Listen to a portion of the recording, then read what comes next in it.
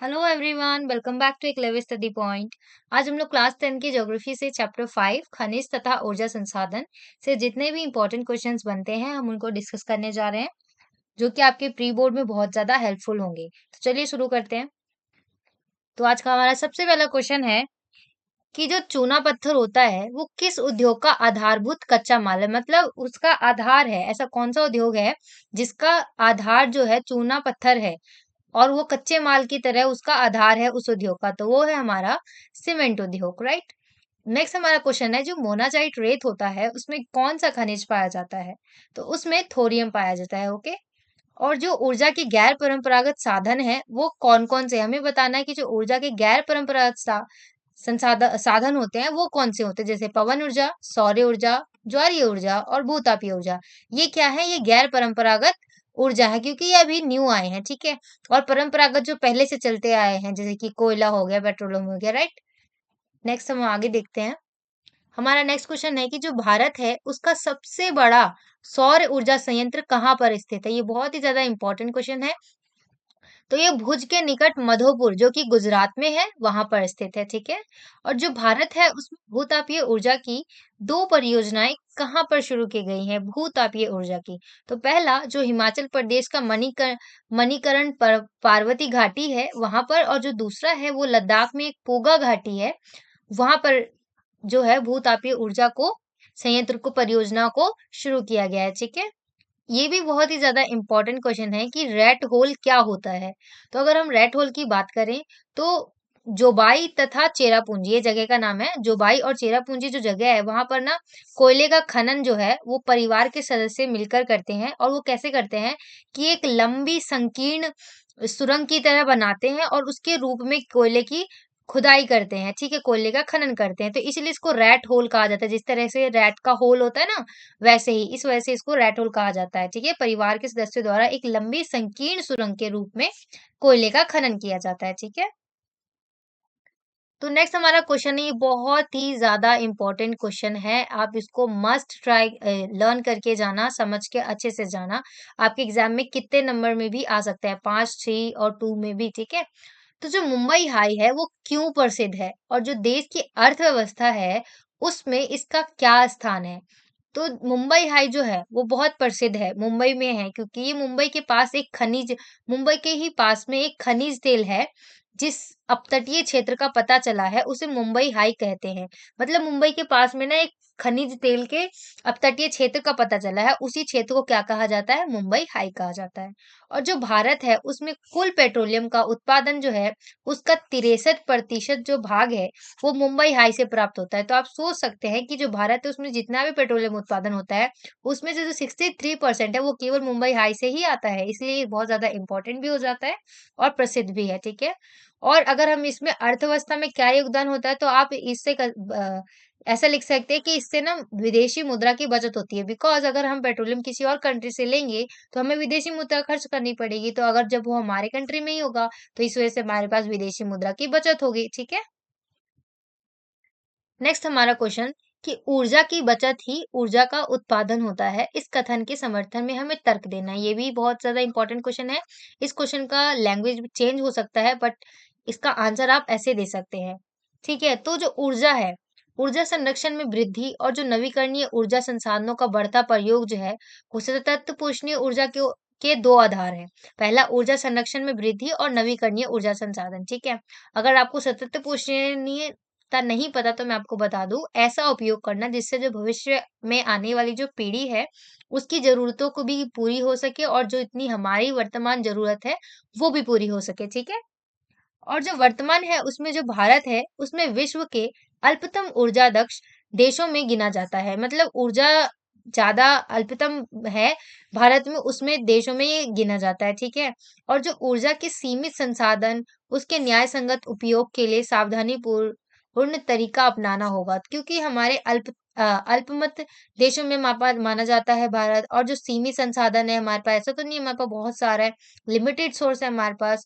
और इसके न्याय संगत उपयोग का मतलब भी यहाँ पे सतत पूछने से ये है कि न्याय संगत मतलब सभी के लिए उपयोग हो सके ये, इसलिए हमें जो है सावधानी पूर्वक इनका उपयोग करना होगा। जैसे कि अगर एक जागरूक नागरिक हैं आप, तो उसके रूप में निजी वाहन की अपेक्षा क्या करें आप, सार्वजनिक जो वाहन होते हैं उनका उपयोग करें और बिना ज़रूरत के जो बिजली के यंत्र होते हैं ना, उनका प्रयोग ना करें। और जब हम अपना योगदान दे सकते हैं, जब हमें ज़रूरत ना हो तो बिजली की यंत्रों का उपयोग मत करें और जो आखिरकार जो ऊर्जा है उसकी बचत की हुई उत्पादन होगी। मतलब यहाँ पे कहने का ये मतलब है, अगर आप ऊर्जा को बचाते हैं, तो उसी से उत्पादन होगा। अगर आप अपनी गाड़ी से ना जाकर सार्वजनिक जो वाहन है उनका उपयोग करते हैं या फिर बिजली का अगर यूज़ अगर आपको नहीं करना है, अभी ज़रूरत नहीं है, तो मत कीजिए। तो इससे क्या होगा, एक तरफ से ऊर्जा की बचत हो रही है, तो उससे क्या होगा, ऊर्जा की नई ऊर्जा भी बनेगी उसी से, ठीक है? तो इसी प्रकार हम कह सकते हैं कि अगर आप ऊर्जा की बचत करते हैं, तो वही चीज़ क्या है, ऊर्जा की उत्पादन भी बन सकती है। नेक्स्ट क्वेश्चन है हमारा कि जो लौह खनिज होता है, वो आधुनिक औद्योगिक विकास की रीढ़ क्यों है, हमें स्पष्ट करना है। क्योंकि जो लौह खनिज है ना, वो अधिकतर सभी उद्योगों के लिए ना और खासकर जो आधुनिक उद्योग है, उनके लिए एक कच्चे माल के तरह, उनके आधारभूत की तरह काम करता है। उनका आधार होता है बेसिकली लौह खनिज। इसीलिए इसको जो है आधुनिक उद्योग के विकास की रीढ़ की हड्डी कहा जाता है। जिस प्रकार मनुष्य की अगर रीढ़ की हड्डी ना हो, तो वो सही से चल नहीं पाएगा, खड़ा नहीं हो पाएगा, राइट? इसी वजह से अगर आधुनिक उद्योगों के लिए जो खनिज हैं के जो है वो एकदम रीढ़ की तरह कार्य करते हैं, ठीक है? तो पहला रीज़न जो धातु शोधन उद्योग है, उनको मजबूत आधार प्रदान कराता है। तो धातु शोधन करते हैं उद्योग, उनको भी मजबूत आधार प्रदान करते हैं और जो औद्योगिक मशीनें होती हैं और जो प्रौद्योगिकी है, उसका निर्माण इनसे ही होता है क्योंकि जो मशीनें हैं और जो प्रौद्योगिकी टेक्नोलॉजी है और जो नई-नई चीज़ें बनती हैं मशीनें, वो किससे बनेंगी? लोहे से ही, तो इस वजह से भी। और जो औद्योगिक उत्पादन है, वो भी इन पर ही निर्भर होता है। उद्योग से जितना भी उत्पादन अगर मशीनें ही नहीं बनेंगी, तो और चीज़ों का निर्माण कैसे होगा, राइट? तो इस वजह से जो लौह खनिज है वो आधुनिक उद्योगों के विकास के लिए एक रीढ़ की हड्डी या यूँ कहिए उनका आधारभूत की तरह काम करता है, ठीक है? नेक्स्ट हमारा क्वेश्चन है कि जो खनन उद्योग है उसको घातक उद्योग क्यों कहा जाता है? ये भी हमारा बहुत ज़्यादा इम्पोर्टेंट क्वेश्चन है कि जो हमारे खनन उद्योग होते हैं, अगर आपने कहीं पिक्चर्स में या देखा होगा, अगर आपने चैप्टर को भी पढ़ा होगा तो आपको पता होगा कि जो खनन उद्योग होते हैं ना वो बहुत घातक उद्योग माने जाते हैं। क्यों? क्योंकि क्या होता है ना खनन करते हुए कई बार क्या होता है, ऊपर से जो ज़मीन होती है वो ढह जाती है या अंदर ही अंदर आग लग जाती है, दम घुट जाता है लोगों का, ठीक है? तो इस उद्योग को से क्या होता है ना जो श्रमिक हैं, उनके स्वास्थ्य और जो पर्यावरण है सॉरी, दोनों पर ही बहुत ही खराब प्रभाव पड़ता है, ठीक है? और लगातार धूल और जो हानिकारक धुएँ होते हैं, उसमें साँस लेना पड़ता है श्रमिकों को, इस वजह से भी उनका स्वास्थ्य खराब होता है और जो श्रमिक होते हैं, उनको फेफड़ों संबंधी बीमारियाँ भी हो जाती हैं। और जो खदान है ना, उसमें पानी अगर भर जाता है, तो कई बारी आग भी लग जाता है, जिससे श्रमिकों में डर भी बना रहता है और श्रमिकों की कई बारी मौत भी हो जाती है। और कई बार क्या होता है ना, जो खदान की छत होती है, वो गिर जाती है, जिसके कारण उन्हें अपनी जान भी गँवानी पड़ती है श्रमिकों को, ठीक है? और जो खनन है, उसके कारण जो नदियाँ हैं ना, उनके जल भी प्रदूषित होते हैं और जो भूमि और जो मिट्टी है, उसका भी अपक्षय होता है। भूमि और जो मिट्टी का किस तरह से उसको खोदा जाता है, तो खनन किया जाता है, तो उस वजह से उसका अपक्षय भी होता है। तो ये कुछ रीज़न है जो कि हमें बताते हैं कि जो खनन उद्योग है, वो बिल्कुल घातक उद्योग है और क्यों है, उसका रीज़न हमने अभी पढ़ लिया, ठीक है? आई होप कि आपको यहाँ तक सारी चीज़ें समझ में आ रही होंगी।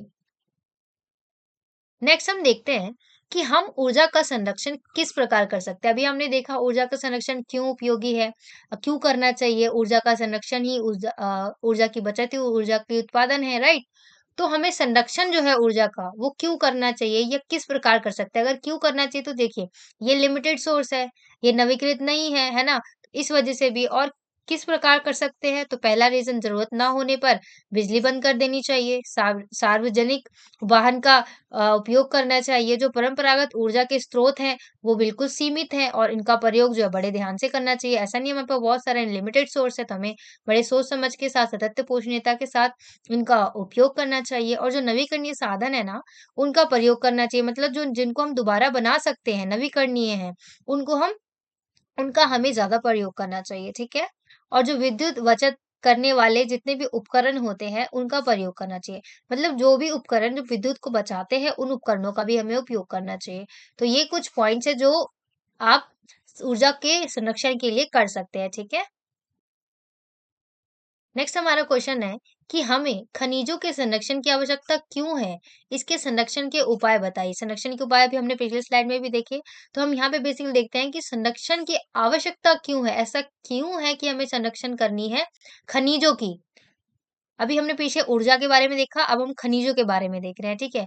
तो बेसिकली ऊर्जा की तरह ही जो खनिज है, वो हमारे उद्योग और जो कृषि है, उनके बिल्कुल आधार है। उनके लिए एक तरह से आधार की तरह काम करते हैं और ये नवीकरणीय योग्य नहीं है। ऐसा नहीं है अगर एक बार खत्म हो गए, तो इनको हम दोबारा बना सकते हैं, बिल्कुल भी नहीं, ये नवीकरणीय योग्य है ही नहीं, ठीक है? और जो निक्षेप है, उसकी कुल मात्रा भी बहुत कम है। जहाँ पर हमें ये मिलते हैं, वो भी उसकी जो टोटल मात्रा अगर हम देखें, तो वो भी बहुत कम है। और जो इनके निर्माण में ना लाखों वर्ष लगते हैं, ऐसा नहीं है वो एक ही दिन का प्रोसेस होता है और वो बन जाता है। इनके निर्माण में लाखों वर्ष लगते हैं। तो ये कुछ रीज़न है जिसकी वज़ह से जो खनिज हैं, उनके संरक्षण की हमें आवश्यकता होती है। और अगर हम उपाय की बात करें तो आप कर सकते हैं कि हमें मितव्ययता से सतत पोषणीयता के साथ इनका उपयोग करना चाहिए, राइट? तो ये सारे रीज़न हैं जिस वज़ह से हमें खनिजों का संरक्षण करना चाहिए। नेक्स्ट हमारा कि जो मनुष्य है, उसके विकास की जो सभी अवस्थाओं में खनिजों का महत्वपूर्ण योगदान रहा है। हमें इसके बारे में स्पष्ट करना है कि मनुष्य का जितना भी विकास हुआ है, उस सभी अवस्थाओं में जो खनिज है ना, उन्होंने बहुत ही ज़्यादा इम्पोर्टेंट महत्वपूर्ण योगदान दिया है। क्यों? हमें बताना है, स्पष्ट करना है। तो अगर हम आंसर देखें, तो हमारा आंसर ये है कि जो मानव समाज है, उसमें निरंतर विकास और परिवर्तन की ओर अग्रसर है। ऐसा नहीं है कि मानव एक ही जगह पर टिक कर रह गया है, वो बहुत विकास कर रहा है, आगे बढ़ रहा है, राइट? और प्रारंभिक जो मानव जीवन था, वहाँ से लेकर जो आधुनिक विकसित समाज है, वहाँ तक जो रोज़मर्रा के जीवन में खनिजों ने बहुत महत्वपूर्ण भूमिका निभाई है। पहला कि जो परिवहन के साधन हैं, जैसे कि सड़कें, रेल आदि के निर्माण में खनिजों का योगदान है। अगर खनिज नहीं होते तो रेलवे कैसे बनता, सड़कें कैसे बनती, राइट? और अगर सड़कें, रेलवे नहीं बनती तो हमें यहाँ-वहाँ ट्रैवल करने में बहुत प्रॉब्लम होता। जैसे कि पहले होता था पैदल चल के मीलों दूर जाना पड़ता था और टाइम की भी बचत नहीं हो पाती थी, तो है ना? तो इस वजह से जो खनिज थे उनमें बहुत योगदान है खनिजों का। और जो त्योहार होते हैं, धार्मिक अनुष्ठान होते हैं, उनमें भी खनिजों का उपयोग होता रहा है। त्योहारों में भी होता है, धार्मिक जो अनुष्ठान होते हैं, उनमें भी खनिजों का उपयोग होता है, जो मंदिर वगैरह बनाए जाते हैं, वो भी तो खनिज से ही बनते हैं, राइट? और जो जीविका चलाने में भी खनिज कई प्रकार से मदद करते हैं। ऐसा नहीं है कि केवल हर चीज़ बनाने में, अगर आपको जीविका चलानी है, उसमें भी खनिज के उपयोग होते हैं। और जो रोज़मर्रा की ज़रूरतें हैं, इनके द्वारा भी पूरी होती है, खनिजों के द्वारा हमारे अगर आप घर में ही आप आस-पास देखेंगे, तो आपको कई तरह के खनिज दिख जाएँगे। तो रोज़मर्रा के में भी ज़रूरतें जो है, उसमें भी पूर्ति करने के लिए हमें खनिज खनिज जो है, वो बहुत हेल्पफुल करते हैं। तो इस प्रकार हम कह सकते हैं कि जो मनुष्य का विकास है, उसकी चाहे वो कोई भी अवस्था हो, उसमें जो खनिज रहे हैं, उन्होंने बहुत ही ज़्यादा इम्पोर्टेंट रोल प्ले किया है, बहुत महत्वपूर्ण योगदान दिया है, ठीक है? नेक्स्ट हमारा क्वेश्चन कि जो सौर ऊर्जा है वो भारत के लिए एक महत्वपूर्ण संसाधन है। कथन के पक्ष में अपने तर्क दें।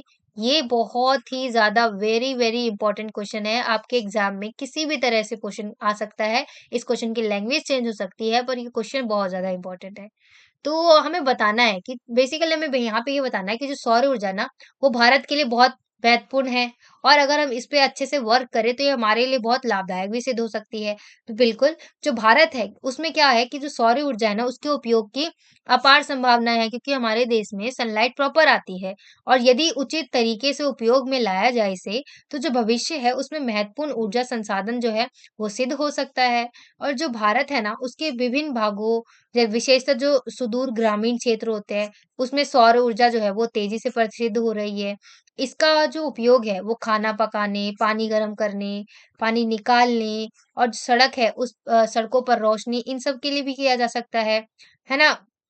अगर खाना पकाना है तो उसमें भी आप सनलाइट का यूज़ कर सकते हैं, पानी गर्म करने के लिए भी।